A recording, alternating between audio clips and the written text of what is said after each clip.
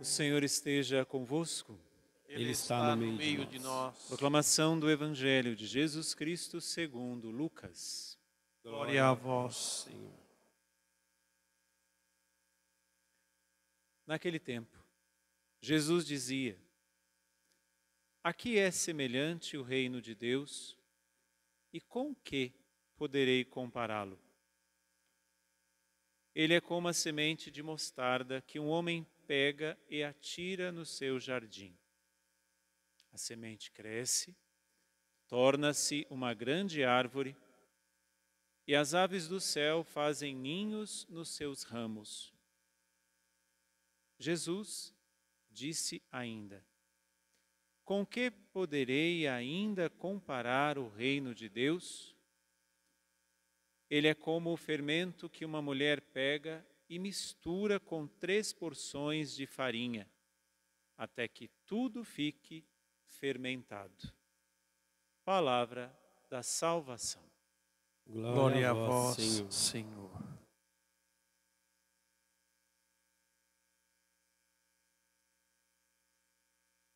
Caríssimo Padre Anderson, amados irmãos e irmãs,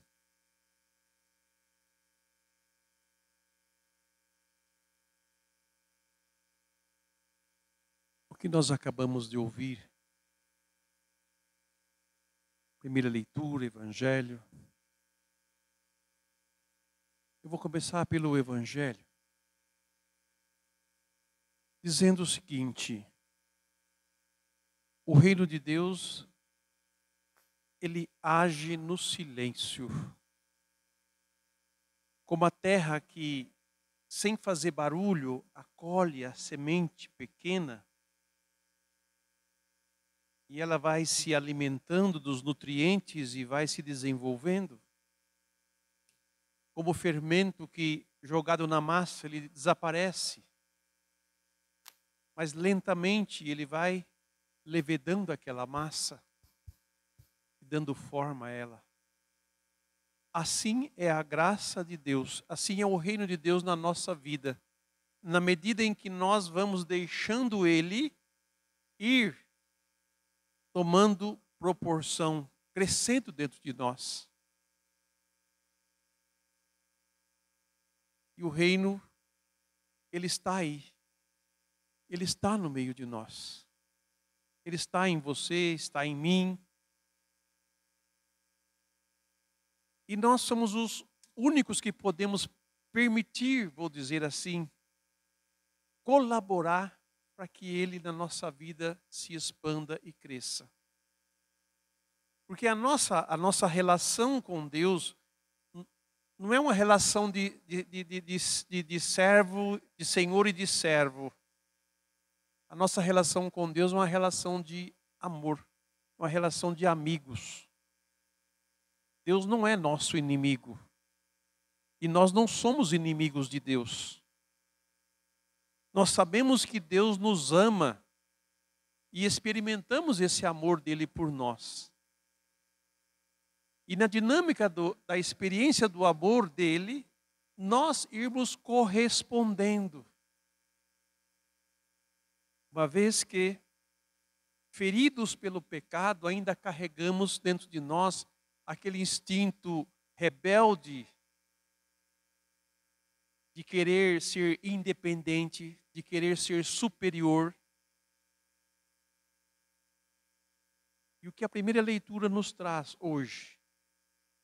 Falando, Paulo, da relação entre homem e mulher, esposo e esposa, Cristo e igreja. Ele fala hora de um, hora de outro, mas ele fala de uma maneira que para muitos, quando ouvir essa carta, já pode despontar uma crítica, ou então, conforme o pensamento do mundo, já contestar e dizer, não é assim, né? Mas se nós prestarmos atenção bem ao fundo de tudo isso que o apóstolo está dizendo, existe uma conexão de amor entre as pessoas. É uma relação de amor e não uma relação de disputa e não uma relação de quem pode mais. Porque Deus criou todas as coisas com uma finalidade boa. Quando Ele criou o homem, Ele não criou o homem para a desgraça. E não tirou a mulher do homem para a desgraça, nem de um nem de outro. Mas o fim pelo qual Ele criou é bom, porque é regido pelo amor. Esse mútuo amor, o apóstolo faz questão de dizer do amor do esposo para com a esposa, da esposa para com o esposo, o respeito que se tem, o cuidado que se tem. Muita gente não consegue enxergar isso, só consegue enxergar o negativo. Mas enquanto o coração da gente ainda estiver sobre o regime do pecado,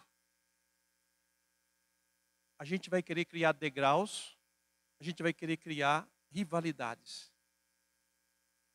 Mas, se nos fixarmos no amor que Cristo tem para comigo e no amor que eu respondo para com Cristo, que é a nossa cabeça, assim como o homem é o cabeça da mulher, porque a mulher foi tirada dele. E essa relação de submissão ao marido, do parte da esposa, essa submissão do cristão a Cristo, é a mesma coisa. Não é uma submissão de quem é inferior está ao superior. Qual que é a missão do homem?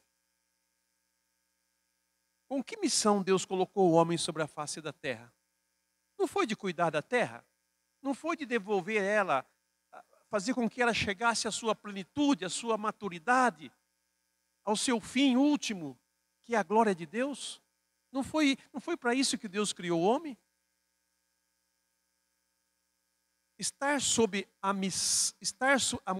A mulher estar submissa ao homem é estar nessa mesma missão do homem. É cooperação. Não é disputa, não é briga. O pecado é que causa isso. Temos que eliminar todas as formas de pecado para que nós possamos verdadeiramente nos relacionarmos e nos amarmos. Um bom matrimônio, um bom casamento se dá quando os dois sabem qual que é o seu lugar e a função que cada um tem. Mas ninguém casa sem amor. Pode ser que aconteça de alguém casar sem amor. Mas o que a gente escuta aqui nesse altar é tão bonito, né? Em cima de música e tudo mais, mas depois no dia a dia precisa relembrar que o compromisso que eu tenho com a outra parte é um compromisso de amor. Como o compromisso que eu tenho com o Cristo é um compromisso de amor, porque Ele por primeiro me amou.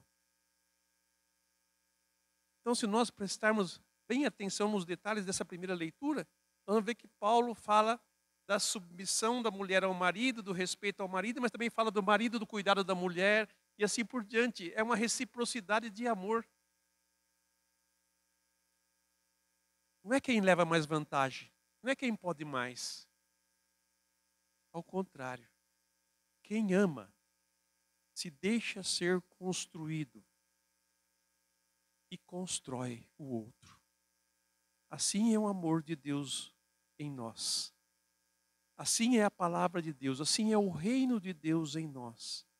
Quando acolhemos o reino com disponibilidade, ele cresce. E nós hoje, nessa Eucaristia, celebrando a memória de São Santana Galvão, possamos diante de Deus abrir o nosso coração à santidade e permitir que a graça dele, a força do seu reino, venha restabelecer a unidade dentro de nós e a unidade com aqueles que estão ao nosso lado. Seja qual seja a sua função e o seu lugar, mas que todos, por causa do amor, construamos esse mundo novo que tanto nós desejamos. Um mundo onde o outro sabe respeitar o outro e cada um sabe qual é o seu lugar e qual que é a sua função, qual que é a sua missão. E diante de Deus, na obediência a Cristo, irmos até o fim, conforme a vontade de Deus para o nosso bem e para a nossa salvação. A Ele a glória e o louvor pelos séculos sem fim. Amém.